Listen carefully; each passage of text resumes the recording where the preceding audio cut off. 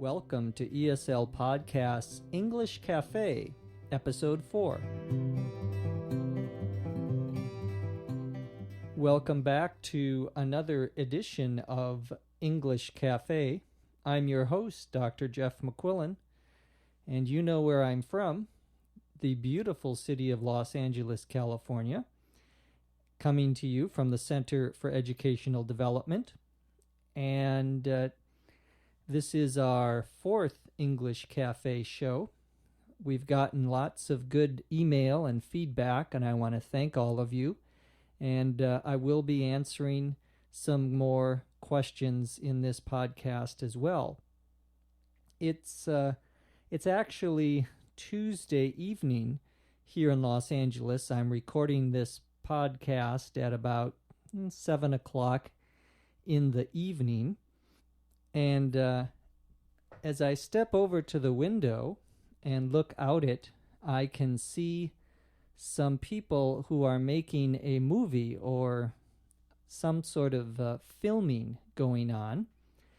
As you know, Los Angeles is the home of Hollywood, but there are lots of other things that are filmed here. I'll sit back down. Lots of other things that are filmed here.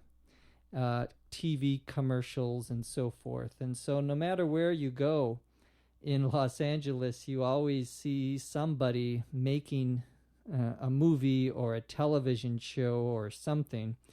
I'm not sure what show this is for or what they're filming for, but it's literally right outside of my house. Literally means actually. Literally, literally. And it's kind of unusual. I live in what we would call in English a cul-de-sac. And a cul-de-sac, it's actually three words with hyphens in between, C-U-L hyphen D-E hyphen S-A-C. A cul-de-sac, originally a French word, it in English, it means the end of a street where the street doesn't go any farther. And so usually the cul-de-sac is a circle, and you have houses around the circle, and that's where the street ends. Well, I live in a cul-de-sac, and so this is the, I think, second time in the last 6 months I've seen people making a movie outside my house. It's very strange. Some people might think that it's exciting, but actually, I would use the informal expression, it's a pain in the butt. It's a pain in the butt, B-U-T-T. Your butt, of course, is what you sit on. The expression, a pain in the butt, means it causes you a lot of problems. And a pain in the butt is a nice way of putting it because they're always in your way and making noise and so forth. But that's part of living in this beautiful city. Now let's talk a little bit about some news and some things going on. Most people know American culture from what we would call popular culture like movies and television shows. Of course, as in all other countries, there is a radio culture here in the United States.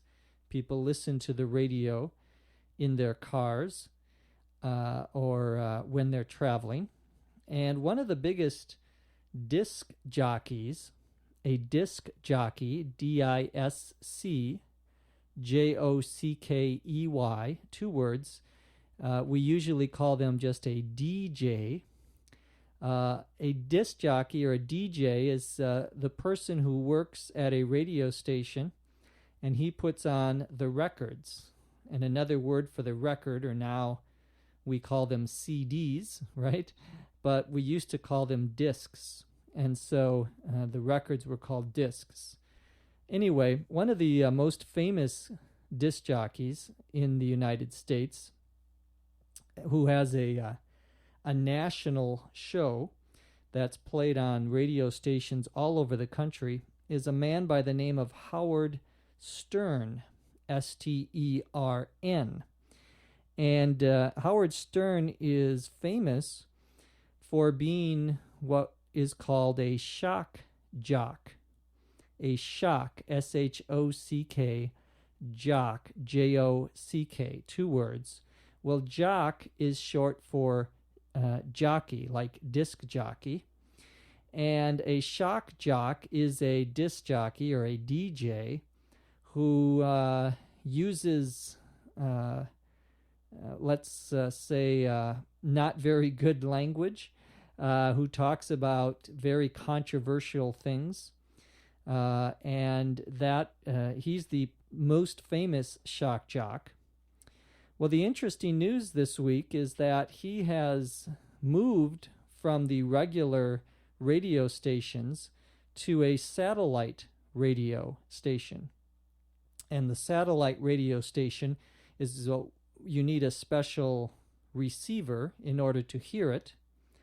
And he is being paid a lot of money. I read in the paper he's being paid $500 million. That's $500 million US dollars, which is just it's just crazy.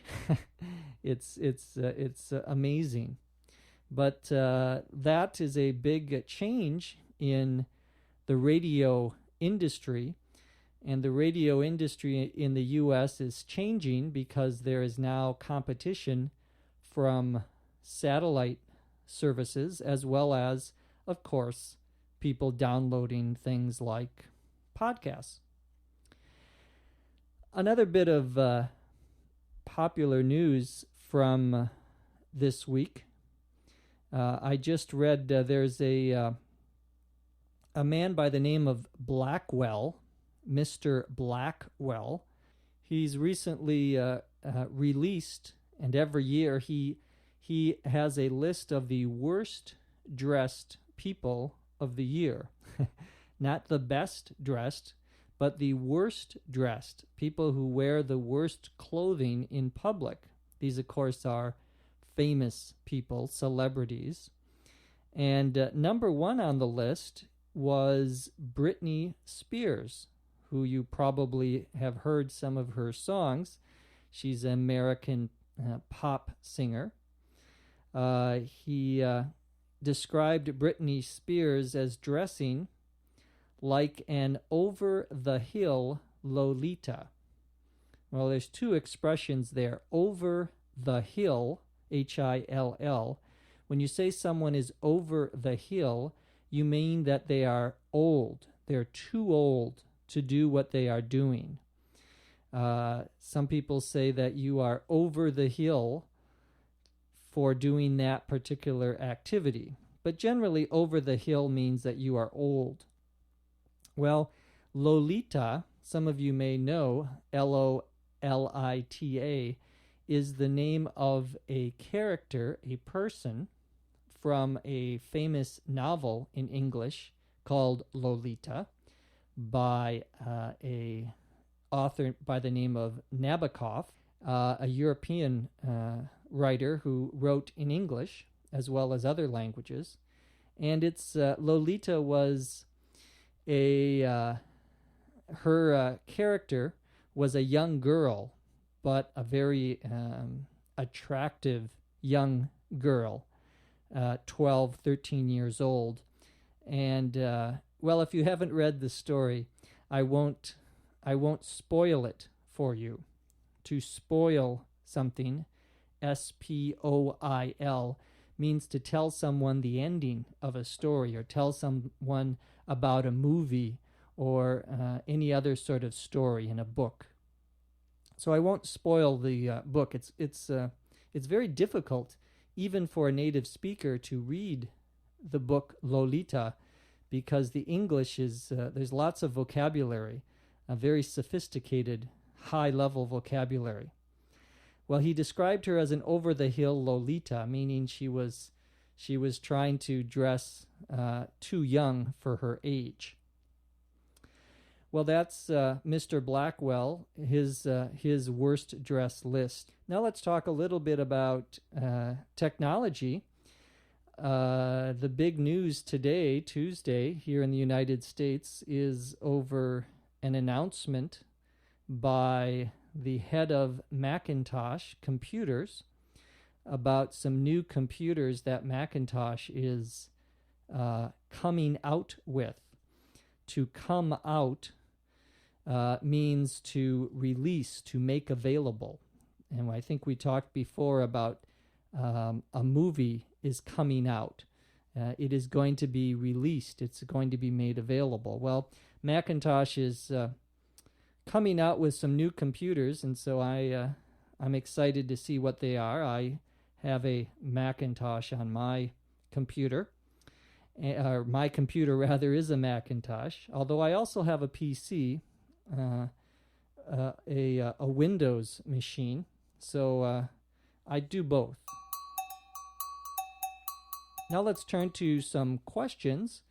We had lots of questions this last couple of days, and I try to answer as many as I can by email, and I apologize if I take a few days to get back to you on email. I do try to answer all of the email that I receive. The first question comes from Stephen, or Stefan, I'm not sure how he pronounces his name, from Germany. And he wants to know what the difference is between a dove, D-O-V-E, and a pigeon, P-I-G-E-O-N. Well, a dove is a small white bird, and it is a type of pigeon. But when people use the word pigeon, they're usually talking about a bigger bird, usually one that you would find in a park. Pigeons are very popular in American parks. People feed them bread, little pieces of bread. And so technically a dove is a type of pigeon, so you could call a dove a pigeon. But people usually use that word dove, D-O-V-E, for a small white type of pigeon. Another question comes from Jean-Pierre from the island of Martinique in the Caribbean, or Caribbean. You can pronounce it either way in American English, Caribbean or Caribbean. The question is about the use of colored bracelets. Now, a bracelet, B-R-A-C-E-L-E-T, is what you wear around your arm, your wrist. And in the last, maybe year or so, it's become very popular for many organizations that are trying to get people to donate money to have to sell these little bracelets. And they're made usually of some sort of rubber or plastic. And you pay $1, $2, and there are different colors. And each organization selects its own color.